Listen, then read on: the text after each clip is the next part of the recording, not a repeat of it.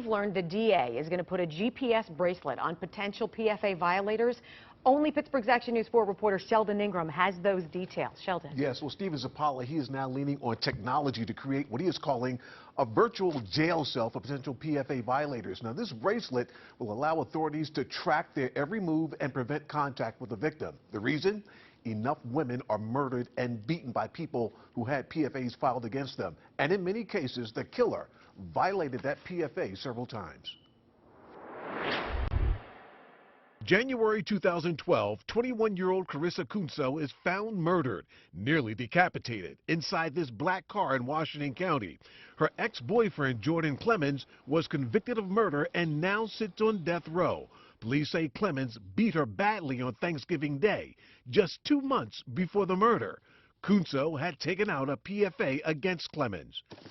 Paul Kunso is Carissa's father and founder of Carissa's Army, a grassroots organization fed up with domestic violence. It's all Kunso can do to cope with the pain of missing his daughter. What is that pain like that you deal with every day? It's a pain I wouldn't want anyone else to feel.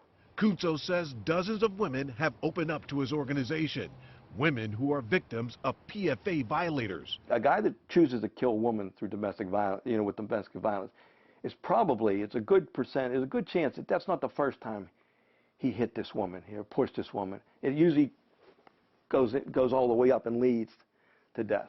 That is exactly what happened to Tiana Banks in May. Police say Cesar Maza killed Banks after beating her first. He allegedly punched Banks repeatedly, kicked and stomped her in the stomach as she was 5 months pregnant with their child. Banks told police Maza beat her because she would not name their child after him. In December, Banks filed her second PFA order against Maza. In the second one, she writes in the order, he said he would kill me if his son does not have his name when he is born. 5 months later, Banks was stabbed to death.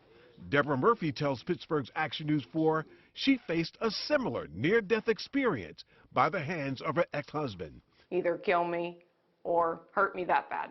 In fact, David Thompson was arrested twice for violating a PFA Murphy filed against him and still made threatening calls. So he's arrested twice for PFA violation, but he continues to make many phone calls. That's correct. And the courts, they could do nothing? No. Thompson later held Murphy and their children hostage in their Brookline home. It played out on television, with Thompson putting a gun to their daughter's head and firing a shot at Murphy. He hung up on 911. But he fired a shot at you first, though, didn't he? Yes. He fired a shot at you? Yes. And 911, they heard the call. They heard the gunshot. Right, it's on their tape. Law enforcement says a small percentage of PFA violators actually go through extreme measures, but victims and their families say it's enough to show that the system needs to be strengthened. What's your impression of the PFA system in Pennsylvania? It's outdated and it's weak.